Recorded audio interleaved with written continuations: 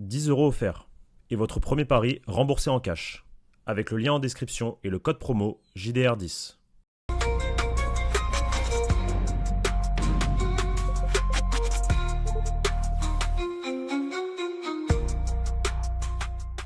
Bonjour à toutes et à tous les amis et bienvenue pour une nouvelle vidéo sur la chaîne YouTube du Journal du Real, ou plutôt du Journal de la CAN, j'ai envie de dire, parce qu'aujourd'hui on va parler de la Coupe d'Afrique des Nations avec un tout nouveau visage que vous voyez à votre écran. Alors nouveau, oui et non. Pour les anciens de la chaîne, vous l'avez peut-être déjà vu sur la chaîne YouTube Ouais. du Journal du Real. Il y a quoi? Il y a 2 ans, quelque chose comme ça. T'es peut-être passé aussi entre-temps Ouais. de manière rapide quelques fulgurances de mon très cher Abdou qui suit cette CAN au plus proche avec sa chaîne YouTube, avec ses collègues de Foot Central que je vous invite à aller follow.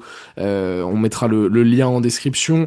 Les gars, parce que voilà, toi t'es fond là sur la CAN, t'as aussi Mm. ton émission avec Radio Africa, Mhm. donc là-dessus, rodé à 100% et ça tombe bien parce qu'on va parler de Brahim aujourd'hui. Parler de Brahim, est-ce que c'est le meilleur joueur de la CAN? Qu'est-ce qui pourrait se passer ensuite pour lui avec le Real Madrid? Une petite projection rapide et aussi une sorte de prévia de ce Maroc-Cameroun quart de finale de la Coupe d'Afrique des Nations. Abdou, comment tu vas mon prince? On est partout et nulle part à la fois. Comme tu l'as dit, je suis passé, mais c'était il y a très longtemps, c'était en 2024. C'était Mhm. avant Leipzig-Real Madrid, pour te dire. Donc ça fait Ok. vraiment longtemps. Et ouais, ça va, ça se passe. On est un petit peu partout et ça va, ça me plaît bien. Mais vous inquiétez pas, je pense que je vais revenir de plus en plus ça parce que voilà, j'ai envie d'embêter Victor et je l'ai un peu trop laissé tranquille dans la rédac, je crois. Donc c'est le seul que j'ai pas encore embêté. Voilà, exactement.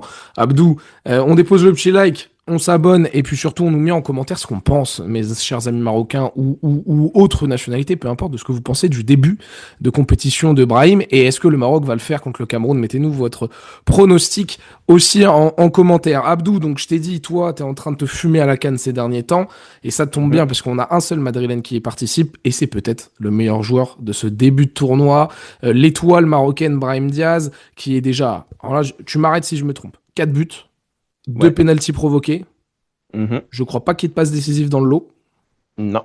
Non, mais on est potentiellement sur le meilleur joueur de ce début de tournoi, parce que le Maroc, c'est 3 victoires, un match nul, c'est une qualification en quart de finale de sa propre CAN, magnifique organisation d'ailleurs, au passage les terrains splendides, les stades splendides, l'ambiance exceptionnelle, c'est moi qui suis la CAN seulement depuis 2019 et la victoire de l'Algérie, mais qui regarde toujours un peu de loin, je regarde pas tous les matchs, pas comme un Euro ou autre. Celle-ci je me la suis prise en pleine gueule comme beaucoup je pense d'entre nous. Mhm. Ça tombe bien parce que donc il y a un Madrilène qui brille. Qu'est-ce qu'on pense globalement, toi qui as pu suivre vraiment tous les matchs dans son ensemble, Maroc-Comore, Maroc-Mali, Maroc-Zambie et Maroc-Tanzanie en huitième de finale, qu'est-ce qu'on pense de ces débuts de compétition de Brahim Diaz? Alors, à titre individuel, Brahim Diaz, il fait pour moi. Est-ce que c'est le meilleur joueur? Je vais te dire oui et non. Oui, parce que c'est l'homme providentiel du Maroc, vraiment. C'est par lui que tout passe, que ce soit à la création, à la finition. C'est toujours lui qui débloque, c'est toujours lui qui ouvre le score. C'est toujours lui qui débloque quelque chose, qui permet de décomplexer un petit peu les Marocains, qui permet aussi à l'équipe de Walid Regragui de se défaire un petit peu de cette pression qui pèse et qui est de plus en plus lourde à mesure qu'il passe les tours. Pour moi, Brahim, il envoie vraiment en tournoi. Je savais qu'il était capable de faire de grandes choses et on a quand même vu des promesses, hein, que ce soit du côté du Real Madrid en 2023-2024, du côté de l'AC Milan en 2021-2022 quand ils prennent le Scudetto, et même un petit peu aussi avant, là, son premier passage au Real Madrid en 2018-2019, c'était l'une des promesses avec les Valverde, Vini, etc. Quand on avait décidé d'envoyer les jeunes au charbon, il était pas mauvais à ce moment-là aussi. À City aussi, ça n'a jamais pris avec Guardiola, mais il y avait quand même deux, trois petits signes qui disaient qu'il a quelque chose de spécial. Et là, pour moi, c'est l'aboutissement de son début de carrière. Si je dis pas de bêtises, il doit avoir 25 ans là C'est aujourd'hui, ça, quelque chose ouais. comme ça. Ouais. Il a 25 ans, donc avant d'entrer pleinement dans la phase mature de sa carrière, je trouve qu'il fait vraiment le tournoi qu'il faut faire. Et là où on attendait peut-être d'autres joueurs comme un Unai à la création au milieu de terrain, un Achraf Hakimi, mais qui a commencé le tournoi blessé malheureusement, bah lui, il a su prendre le costume de héros. Il a su prendre les rênes de l'équipe et dire: Ok, les gars, moi je vais vous porter sur mon dos et on va le faire. Et ça fait presque bizarre quand on connaît le contexte actuel du Real Madrid de voir un Brahim Diaz aussi à l'aise. Il se balade entre la droite et l'axe. très très rarement tu le vois à gauche, mais depuis qu'il y a Ezabde qui a été titularisé contre la Zambie, tu le vois beaucoup moins sur la gauche. Et ouais, pour moi, on a un Brahim qui est très très libre, sûr de ses qualités, sûr de son football, qui pèse lourd dans les petits espaces, son jeu de jambes, ses appuis courts, ses accélérations.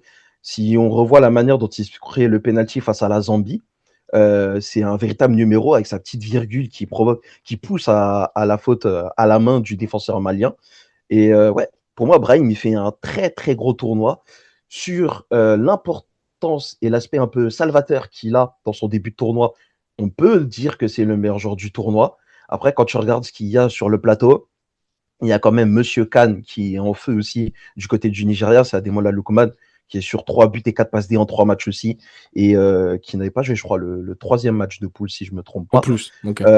De façon globale, la dernière CAN, il avait déjà inscrit 4 buts et une passe D ou 2, je crois. Là, il est sur 3 buts, 4 passes D aussi. Et donc, il y a vraiment une concurrence entre les deux pour le titre de meilleur joueur. C'est vraiment, qu'est-ce que tu prends en compte? Est-ce que tu prends l'aspect statistique et la forme étincelante de Lookman, ou bien est-ce que tu veux vraiment mettre en avant la forme de Brahim et dire, mais en fait, son contexte est plus complexe actuellement que celui du Nigeria, et dans ce cas, tu mets Brahim en avant. Moi, je partirais de ce postulat-là, mais si tu me dis que Lookman est le meilleur joueur aussi, ça s'entend, tu vois. Et j'avais une question pour toi, parce que depuis que j'ai débuté les lives sur YouTube et Twitch avec le JDR, on parle toujours un peu de football global, on prend toujours 5 minutes. Et généralement, sur mon chat, on me disait très souvent, Brahim, c'est très décevant avec le Maroc, etc. Avant la CAN, c'était vraiment Ouais. dans la lignée du Real Madrid depuis la saison 24-25, l'ombre de lui-même, c'est un joueur qui, par fulgurance, peut apporter quelque chose, mais qui devient assez rapidement fantomatique sur 90 minutes, qui manque de constance, de régularité. Qu'est-ce qui s'est... On est d'accord, ce constat est juste ou pas, toi qui as peut-être regardé un peu le Maroc aussi avant le début de la compétition? À moitié d'accord, parce que tu étais en droit d'en attendre un peu plus. Ça reste quand même un joueur du Real Madrid avant tout. Maintenant, je pense que statistiquement, quand même, je crois qu'il doit avoir un peu plus d'une dizaine de sélections, peut-être 14 ou 15 maintenant que la CAN a démarré, quelque chose comme ça. Et il a un très très bon ratio but-passe décisive au global. Maintenant, depuis la CAN, ce qu'il a transfiguré, c'est le fait de jouer à domicile. Et c'est bête à dire, mais je pense que vu la pression, c'est quelque chose que j'ai identifié tout de suite, la pression que le public marocain va mettre sur son équipe parce qu'ils veulent gagner leur CAN chez eux, c'est peut-être ça aussi qui peut les faire déjouer par la suite, mais on en reparlera un peu plus tard. Et dans ce contexte-là, je dis que la pression qu'est en train de vivre Brahim et, avec ses coéquipiers, elle est assez inouïe. Pas très loin, sinon peut-être même légèrement supérieure à ce que tu pourrais connaître au Real Madrid, parce que ça touche à la sélection, parce que c'est la fierté nationale, parce que tu es chez toi, parce qu'il y a la nécessité de prendre cette deuxième étoile, la première depuis 1976. Là, ça va faire quoi, 50 ans que tu l'as pas gagné, Ouais. on est en 2026 maintenant. Donc il y a une réelle pression, et dans ce contexte-là, il délivre de très très bonnes performances. Par moments, il touche l'excellence, notamment contre la Zambie où vraiment il était en fusion. Il répond très bien face à une très très grosse pression, et je me dis que dans une projection rapide qu'on fera après, ça peut être aussi un atout pour le Real Madrid à terme. En Hmm. tout cas, pour finir la saison. On verra. Ça oui, sur la seconde partie. Après, moi, j'ai pas un bif avec Brahim, mais c'est un joueur que je trouve. C'est un joueur mid. Irrégulier. Voilà, mais c'est même un Mid, joueur que je trouve c'est dont dur. le plafond est assez bas, en fait, en réalité. Et qui a pas, même si là, je suis agréablement surpris, moi, par sa canne. Bon, je connais les qualités. Un joueur mid au Real Madrid est un très bon joueur dans 70% des clubs aussi. Et dans ce genre de contexte de Coupe d'Afrique des Nations, je suis pas surpris de le voir performer. Alors, à ce point-là, j'avoue que si, tout de même. Moi, j'ai regardé, pour le coup, le Maroc, je pense avoir vu. Donc, Maroc-Comores, j'ai vu. Maroc-Zambie, j'ai vu. Et Maroc-Tanzanie, j'ai vu. J'ai juste pas vu le match nul contre le Mali. Je crois que grand bien m'en fasse. Mais Brahim m'a agréablement surpris par son volume de jeu et sa capacité à ne pas se cacher. Et c'est aussi révélateur de ce qui se passe au Real Madrid. Quand tu as des monstres absolus à côté de toi, bah, tu vas faire simplement ce qu'on te demande et pas forcément plus, quitte à certains moments à devenir fantomas, quoi. Moi, Brahim, à chaque fois qu'il a été titulaire au Real Madrid, ça a été une immense déception. Là, il prend la responsabilité offensive de son équipe. Il prend la responsabilité à la création. Il prend la responsabilité aussi dans l'élimination. Le 1 contre 1, c'est quelque chose que j'ai pas vu de Brahim depuis la saison 23-24. Éliminer un joueur en 1 contre 1, rentrer dans la surface, se faufiler. La dernière fois, le dernier souvenir récent qui me vient comme ça, c'est Real Madrid Atlético en huitième de finale l'année dernière. Le but qu'il met, Ouais. plein de courage, plein d'abnégation, à presque se tordre la cheville sur le crochet. Mais c'était un moment quoi depuis 1 an et demi où on a vu le Brahim 23-24 contre Leipzig où il avait été incroyable et ses appuis à la Lionel Messi, tout ça. Là, je retrouve, c'est vrai, cette substance en fait chez ce Brahim au Maroc qui fait plaisir à voir. Maintenant, si tu te projettes un peu, juste pour rappel, avec le Real Madrid, c'est seulement 336 minutes en Liga cette saison. Brahim, c'est seulement 3 titularisations. On le sait, c'est compliqué depuis un certain temps avec le Real. En Ligue des Champions, c'est combien en Ligue des Champions? C'est 172 minutes. Donc en cumulé, c'est quasiment 500 minutes seulement Brahim avec le Real. Et donc 4 ou 5 titularisations.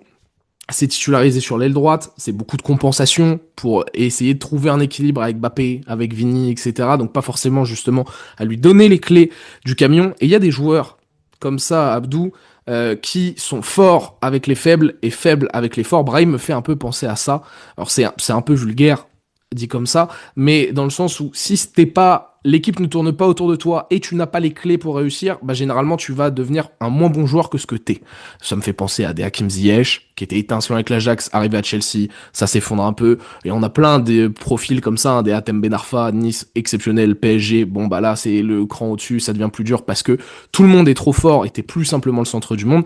Brahim me fait penser un chouille à ça sur ce début de CAN. Après, C'est pas la moi, même chose. c'est pas la même chose pour toi?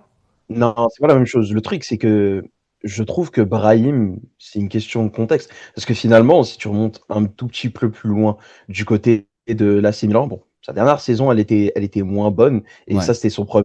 Il a arrêté, mais ça faisait partie de son âge. Il avait 21, 22 ans à ce moment-là. Mais Brahim Diaz, de façon globale, il a besoin d'être peut-être pas au centre d'un projet, mais de sentir qu'on compte vraiment sur lui, que c'est pas juste valorisé. un super sub sur qui tu vas faire appel une fois de temps en temps. Si on reprend la saison 2023-2024, il y a une petite période où Jude Bellingham n'est pas là et on met Brahim en 10 derrière Rodrigo et Vini. Et les trois ensemble Ouais, fonctionnent super bien. Et ils fonctionnent bien dans un rôle de titulaire. Donc je pense pas que ce soit tant une question de... c'est plus une question de système, effectivement, du côté du Real Madrid. Parce qu'effectivement, à Madrid, tu as déjà Mbappé, tu as déjà Vini, qu'il faut cacher, comme tu dire, et t'as pas tort là-dessus. Tu as potentiellement Bellingham à côté aussi quand il est là. Si derrière ton latéral, c'est Trent ou Carvajal, si tu as besoin d'un Valverde pour compenser. Donc déjà, tu pars pas avec les mêmes armes aussi. Dans ce contexte-là, Brahim subit un petit peu, mais dans un contexte tactique plus équilibré, je pense qu'un Brahim, c'est pas un joueur si mid que ça. C'est pour ça que je suis vraiment pas d'accord quand tu le compares à un Tembe Narfa ou à d'autres joueurs. Pour moi, il a vraiment cette qualité supérieure-là. Il a ces quelques références quand même au plus haut niveau que les joueurs que tu as cités n'ont pas forcément aussi. Et c'est là où tu vois la grande différence avec le Maroc, c'est qu'au Maroc, on compte sur lui, on a besoin de lui. Et je pense que Brahim, c'est simplement un joueur qui fonctionne comme un mec, il fonctionne. Tout le monde fonctionne à l'affect aujourd'hui, mais tu as besoin qu'on compte sur toi. Tu as besoin de sentir que, Brahim, c'est ton équipe ou c'est ton côté. J'ai besoin de ta liberté. Si tu veux aller dans l'axe, va combiner avec Saïbari. Maintenant qu'il a été replacé dans l'axe, c'est quand même un autre tournoi qui nous propose aussi, lui. Va combiner, va essayer de toucher ton neuf. Continue de combiner avec ton latéral. Face à la Tanzanie, c'était paradoxalement dans le contenu le match le moins bon, entre guillemets, de Brahim, même s'il est décisif et qu'il offre la qualif au Maroc. Pourquoi? Parce qu'il joue avec Hakimi sur la droite. C'est bête à dire, mais Hakimi qui revient de blessure, bah, c'est de nouveaux automatismes à créer dans cette CAN. Alors que depuis le début, il a joué avec Mazraoui et les deux s'entendent super bien. Mais vraiment, quand je te dis super bien, c'est vraiment quelque chose d'affolant. Donc pour moi, aujourd'hui, Brahim, il a juste besoin d'équilibre, de régularité pour lui et autour de lui. Et tout dépend du contexte. Mais le fait que tu dises que ce soit un joueur mid, je suis pas d'accord. Je pense que c'est un joueur qui marcherait très très bien dans un contexte tactique moins, un peu moins sous embargo qu'au Real Madrid. Niveau titulaire Real? C'est une bonne question. Ça dépend des choix que tu vas faire. Ça dépend des choix que tu vas faire. Est-ce que je vais te poser, bah, je te retourne la question parce que Non. j'aimerais avoir ton avis, même si je pense avoir une idée de la réponse. Mais dans un schéma collectif qui est équilibré, est-ce que Brahim n'a vraiment pas sa place pour toi? Non. Ah, C'est je pas suis qu'il pas a pas sa d'accord. place. Je pense qu'il pourra avoir une utilité au Real Madrid, mais pas titulaire. Pour moi, déjà, je trouve que Milan, c'était Titulaire largement bien. régulier. Titulaire régulier. Quand je dis titulaire, c'est pas la star, le titulaire indiscutable qui fait les 60 matchs dans la saison. Mais tu vois, titulaire régulier, c'est un mec qui est titulaire, ouais, une trentaine de matchs, donc la moitié de la saison, et qui est en concurrence avec quelqu'un, tu vois. Parce que tu sais aussi, il faut le rappeler, Brahim, c'est un profil différent des autres joueurs offensifs du Real Madrid. C'est un Parfait. profil que t'as pas, c'est une manière de percuter et d'attaquer qui est différente de celle de Rodrigo quand il est aligné côté droit. C'est un profil différent quand il est dans l'axe d'un Jude Bellingham. Donc, c'est vraiment un élément qui, au gré des situations tactiques et avec plus d'équilibre, moins de flou aussi, peut t'amener à avoir de réelles options. Et c'est pour ça qu'il a aussi bien fonctionné en 2023-2024. Et c'est pour ça aussi qu'il a eu autant de titularisations, autant de minutes, et qu'il a simplement performé. Et qu'à un moment donné aussi, il a été décisif. Je l'ai rappelé tout à l'heure face à Leipzig. Son solo run face à Lionel Messi, c'est à la façon de Lionel Messi.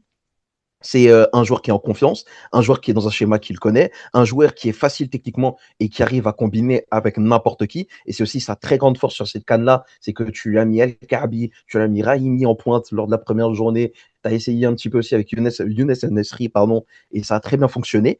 Ça fonctionne avec Saibari qui est replacé en 10 derrière le 9 depuis le match face à la Zambie.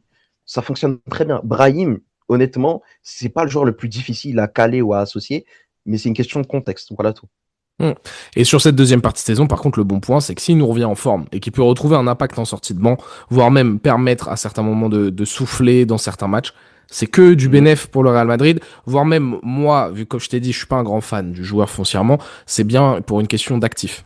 Il reprend de la valeur pour pour un potentiel départ ou autre, sachant après, malgré tout, on vous l'a confié sur le JDR, il a prolongé jusqu'en 2030, hein, donc il y a peu de chances qu'il s'en aille sur les prochains mercatos. Le bon vieux, il est un peu scellé, mais d'un point de vue économique, moi dans ma tête, je me dis bon bah au moins il se montre aux yeux du monde entier. D'un point de vue actif, ça peut être intéressant. Et sur ces 6 mois qui arrivent, s'il nous revient en pleine forme de la CAN, c'est très bien. Par contre, moi je sais aussi qu'un joueur, lorsqu'il connaît une telle pression et aussi une telle d'être autant au centre de toute l'attention, d'être le centre de ton équipe, d'être le meilleur joueur de ton équipe, et t'arrives au Real et tu redeviens un anonyme, la chute elle va être brutale.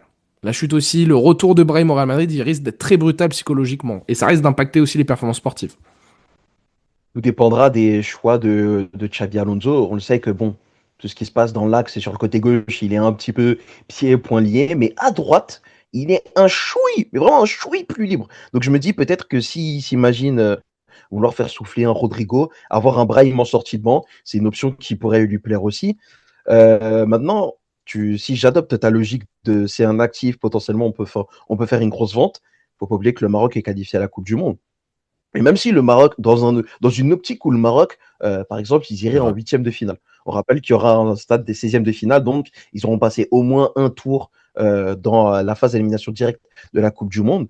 N'oubliez pas que le Maroc est qualifié à la Coupe du Monde.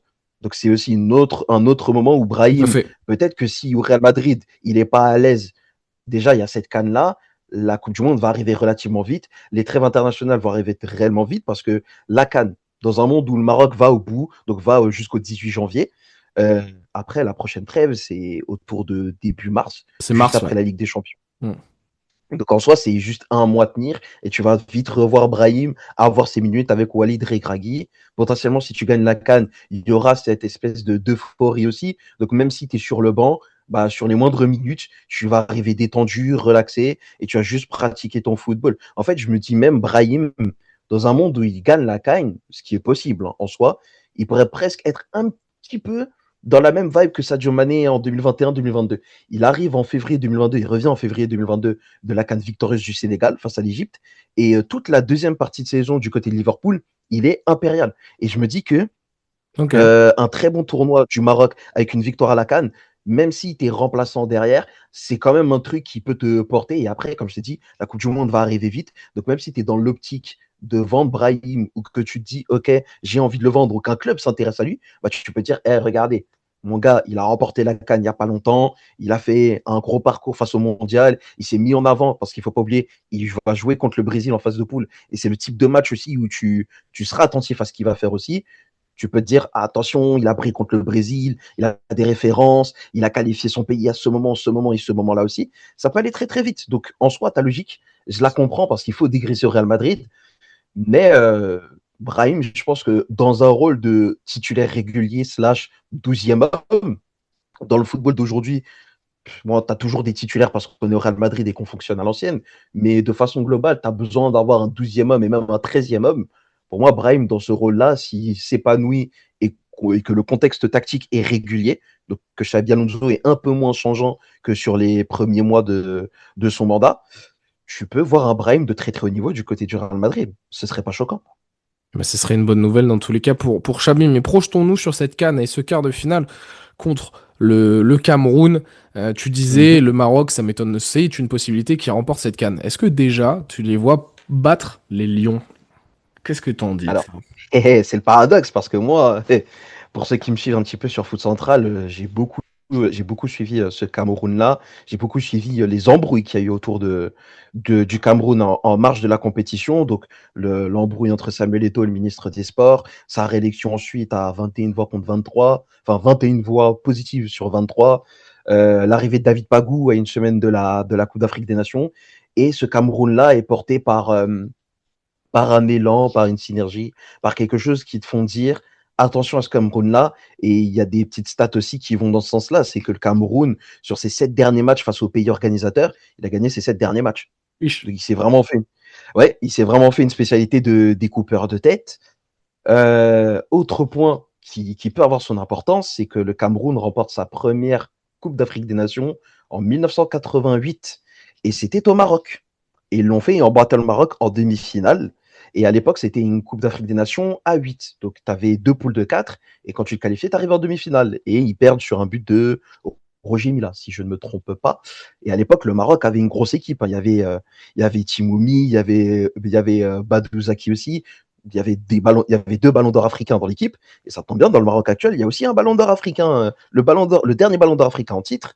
Donc, tu te dis, est-ce que l'histoire va se répéter? Sachant qu'en 86, le Maroc, c'est la première nation à se qualifier pour les 8e de finale de l'histoire. La dernière Coupe du Monde, le Maroc est la première nation africaine à se qualifier pour les demi-finales de la Coupe du Monde. Est-ce que l'histoire est en train de se répéter? Je ne sais pas. Mais dans tout ça, le Maroc a un espoir et il s'appelle Brahim Diaz. Parce que Achraf Hakimi, il est bien revenu enfin, il revient de sa blessure, mais j'ai eu du mal à jauger son match face à la Tanzanie parce que la Tanzanie a finalement peu attaqué et les sources d'inquiétude, c'est plutôt au niveau de la charnière centrale, surtout au niveau de Massina parce qu'Aguerd, lui, fait vraiment son tournoi. Tout à fait. Et offensivement, je pense que le Cameroun va proposer plus que la Tanzanie. Donc, il y aura plus d'espace, il y aura plus de possibilités pour le Maroc. Et le Maroc pourra procéder en contre. Et c'est dans un jeu de contre que le Maroc a brillé en Coupe du Monde. Donc, je me dis que même si j'imagine le Cameroun aller très loin et peut-être passer le Maroc a de vrais arguments quand même pour pouvoir battre ce Cameroun-là.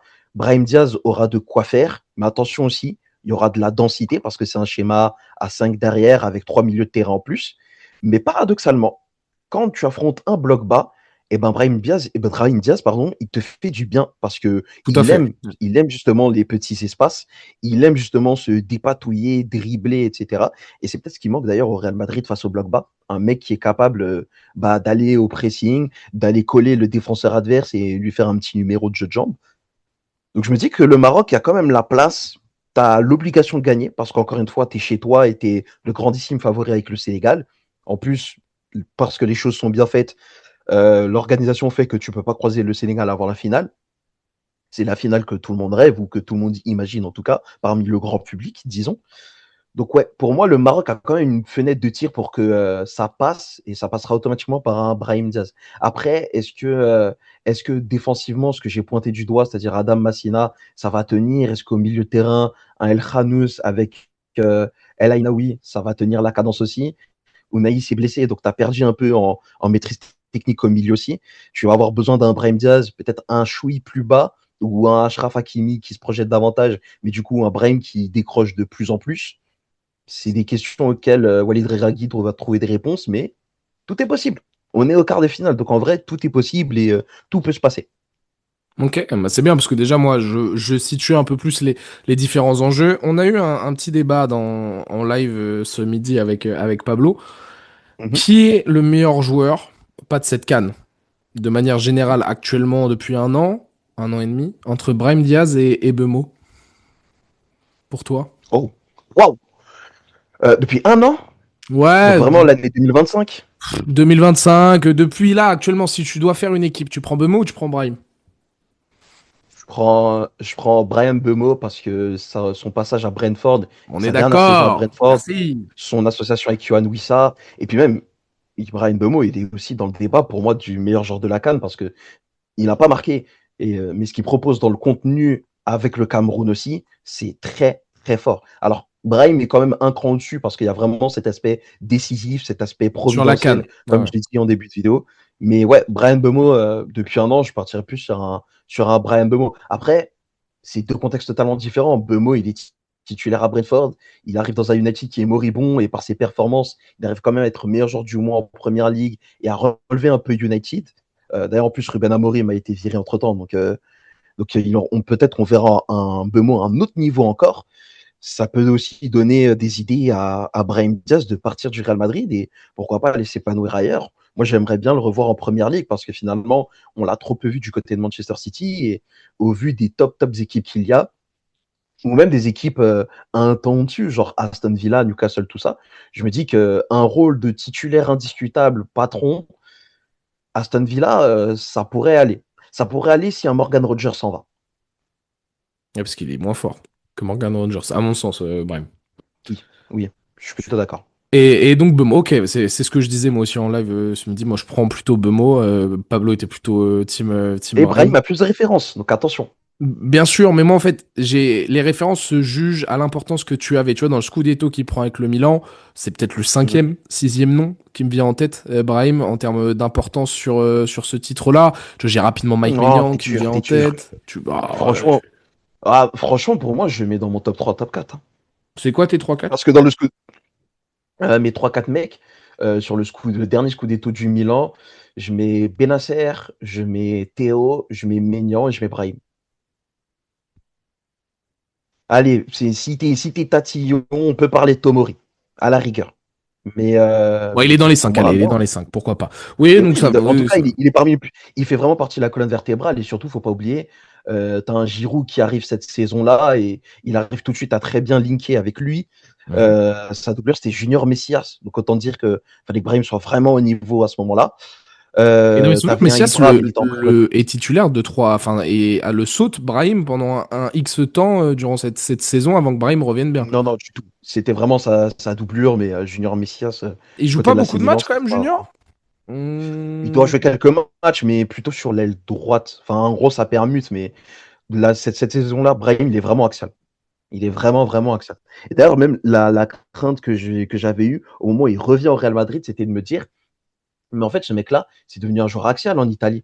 Donc, comment on va faire? Après, j'ai vu qu'on avait laissé partir Marco Asensio du côté du Paris Saint-Germain. Je m'étais dit, on n'a pas de numéro 9. Peut-être que si on a un schéma un peu axial, un peu inattendu de Carlo Ancelotti, on peut faire quelque chose. On lui fait de la Et le place, ouais. magicien italien a envoyé le 4-4 de losange. Donc, il y a eu Ouais, tout c'est bon. ça. Sur On cette lui, saison-là, en tout cas. on lui fait de la place sur ça. Ma dernière question, à part les petits débats, Brahim Bemo, qui va gagner la CAN? Est-ce que c'est le Oh Maroc? là là, oh là là. Je peux pas passer dans un endroit sans qu'on veuille me mouiller, c'est dingue ça. Dis donc. Euh, euh, qui va gagner la CAN? J'hésite. J'hésite pas. En fait, je pourrais dire n'importe qui parce que ça ne m'étonnerait pas. Allez, je vais dire. J'en sais rien. J'en sais rien. Tu sais ce que je vais te dire? Je vais te dire l'Égypte. Pourquoi? Parce que C'est mon je vais favori. c'est pas mon favori du tout. Au contraire. Au contraire. Et c'est justement parce que c'est pas mon favori que je le vois gagner. Et là, maintenant qu'on a tous les gros qui est attendus, qui sont à leur niveau, et qu'on a un quart très très relevé, et qu'à part le Mali, on n'a que des vainqueurs de Coupe d'Afrique des Nations, je me dis que c'est là où les choses vont commencer à se départager et ça va jouer à la psychologie. Donc ça va jouer au drame, ça va jouer au trauma qui ont été faits. Là, déjà, on a Égypte-Côte d'Ivoire en quart. La Côte d'Ivoire, je crois que de mémoire, ils n'ont jamais battu l'Égypte en compétition officielle. Donc ça peut être déjà un premier pas. L'Égypte, c'est la bête noire de tout le monde en Afrique. Et surtout, ce qui me fait aller vers eux, c'est que c'est l'équipe, je crois, sur les 2 ou 3 dernières CAN qui a le plus été en prolongation ou en séance de penalty. Alors, c'est pas passé contre le Congo en, c'était quand c'était en huitième. Ouais, c'était en huitième la dernière fois en Côte d'Ivoire. Mais en fait, à l'usure, ces mecs-là, ils ont une expérience que les autres n'ont pas forcément. Et je me dis que c'est peut-être ça qui va faire pencher la balance. Ça peut être contre le Maroc en finale, parce qu'ils vont parfois se croiser en demi. Ça peut être contre le Cameroun dans un très très grand classique de la Coupe d'Afrique des Nations. Ça peut être contre le Nigeria. Ça peut être contre l'Algérie. Donc on verra. Je te dirais une pièce sur l'Égypte, mais sans grande conviction, quoi. Bah, moi, Une c'est line-up l'équipe que je cite depuis le début aussi, l'Égypte. C'est celle qui me semble être le plus rodée pour ce genre de rendez-vous. Je rejoins totalement en fait ton analyse. Et attention, outsider, le Nigeria. Très impressionnant. Très impressionnant, mais je demande à voir le Nigeria qui se fait rentrer dedans parce que finalement, on a vu contre la Tunisie aussi, euh, quand ça relâche un petit peu, bon là, c'était surtout Nwabali le gardien qui était pas très clair sur la fin de match et qui avait l'air touché quand même. Mais le Nigeria, j'attends de voir quand ils sont vraiment bousculés ou qu'ils sont menés au score. Parce qu'on ne les a jamais vus en position d'être menés au score, ce qu'ils sont capables de proposer mentalement, même si ils ont le meilleur joueur de la tête du tournoi, Victor Osimhen. Ils ont potentiellement l'autre meilleur joueur du tournoi, Ademola Lookman à la création. Ils ont encore Adams qui fait des appels de folie. L'Algérie, c'est une CAN au Maghreb, donc tu dois compter sur l'Algérie. Leurs deux CAN, ils les ont pris au Maghreb. La première à domicile en 90, la deuxième en Égypte en 2019. Et ça compte aussi. Et sachant qu'il y a potentiellement un Algérie-Maroc en demi-finale, donc ça aussi, ça peut être très très touchy. Ou un Algérie-Cameroun, on se rappelle le drame de Blida pour le Mondial 2022. Donc voilà, plein d'histoires encore à raconter dans ces Coupes d'Afrique des Nations. Branchez-vous, les gars, entre deux matchs du Real Madrid, ou si vous trouvez que Xabi Alonso est un peu trop morose à votre goût, il a des choix un peu trop douteux, allez regarder la Coupe d'Afrique des Nations avec nous. Eh ben écoute, merci beaucoup, Abdou, pour cette Merci à vidéo. toi. Ça a été un plaisir de pouvoir échanger avec toi, puis c'est bien d'avoir un œil un peu quand même d'une personne qui suit assidûment cette compétition, cette belle compétition de la CAN, et tu fais bien de le préciser. Si vous avez le temps, regardez-la, et surtout allez checker Brahim, qu'est-ce qu'il va nous faire donc contre le Cameroun? Est-ce qu'il va qualifier ce Maroc qui a la pression digne d'un Brésil 2014, ou presque, peut-être que On j'exagère, l'espère. mais Non, attends. pas tant, c'est dire le peuple marocain à quel point il réclame cette deuxième CAN depuis 50 ans. Donc si j'ai bien suivi, si j'ai bien écouté le prof C'est ça, d'histoire, depuis Abdou. 76. Voilà. Merci beaucoup. Merci beaucoup, Abdou. Merci à Mettez-nous en toi. commentaire, je vous l'ai dit, votre pronostic pour le Cameroun-Maroc et ce que vous pensez de cette compétition du Marocain Brahim Diaz. Nous, on se retrouve très vite, les amis, pour de nouvelles vidéos sur la chaîne YouTube, des lives, tout ça, tout ça. Et Abdou, peut-être aussi que tu viendras parler avec nous si plus et affinité du Maroc dans cette compétition. Tu seras de retour, peut-être, sur cette chaîne et puis à terme, dans Ouais, les carrément. futurs mois. Donc, merci beaucoup, Mais Abdou. carrément, avec grand plaisir. Et on te retrouve sur Foot Central. Allez checker, je mettrai le lien en Exactement. description, les gars. Merci beaucoup, Et pour Abdou. les amis marocains, on se trouvera probablement en finale, tout simplement, parce que je serai au stade. Donc, peu Ouh, importe la fille, je serai là. Donc, voilà, si vous voulez discuter avec moi, n'hésitez pas, les gars, et on s'attrape. c'est fort, c'est fort. Allez, ciao Abdou. Ciao les gars. Ciao.